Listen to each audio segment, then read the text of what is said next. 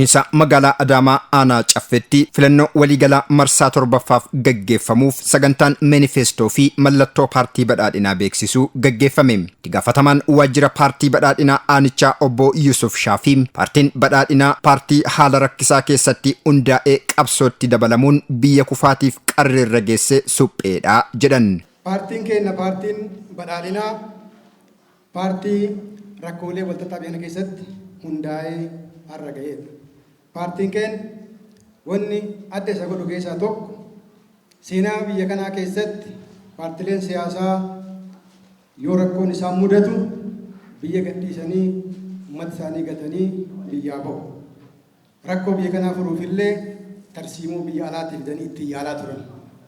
Haa ta'uutii paartii keenya paartii badhaadhinaa wanni adda isa godhu yoo rakkoo walxaxaa keessatti uummata isaa keessa taa'ee masaa wajjin qabsaa'ee qabseessisee wareegaa waa isaa wajjin kaffalee injifannoo kan akka argannuuf guyyaa har'aatiin paartiin dhufe.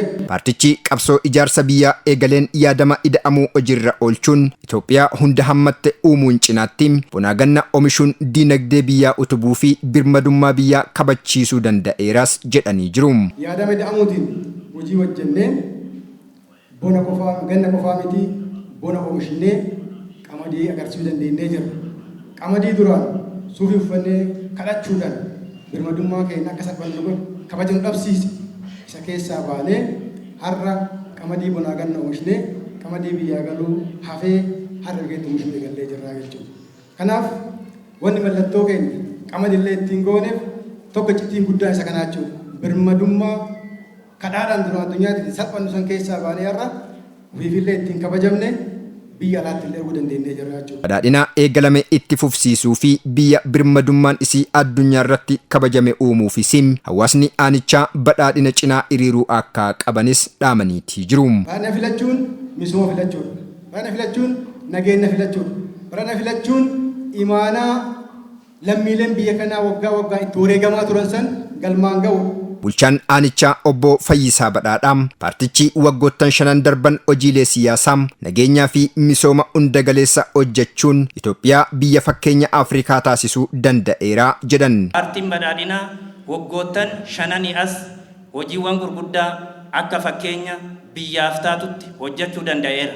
Kana yoon jedhu kan duratti argaa turtan yeroo viidiyoo gabaabaa isinii dhiyaate hojii misooma irratti keessattuu turizimii irratti, industirii irratti, hojii dhabdummaa hir'isuudhaaf, qaala'insa jireenyaa hir'isuudhaaf paartiin jijjiirama guddaa akka Afrikaatti, akka biyyaatitti fide ta'uu akka hubattan barbaada jechuudha. Gaafatamtuun waajjira paartii badhaadhinaa kutaa magaalichaa aadde Bashaatuu Diinagdeem dhiibbaa uumuu jalqabnee jirra. Seenaa duraan hiyyummaadhaan beekamnu sanarraa gara dhiibbaa uumuutti dhufnee jirra waan ta'eef kuni kutannoo miseensa keenyaatiin hooggansummaa paartii badhaadhinaatiin kanaaf guyyaa har'aatis gara biyya fakkeenyummaatti gaafa jennu lafaa kaaneetii miti jechuudha.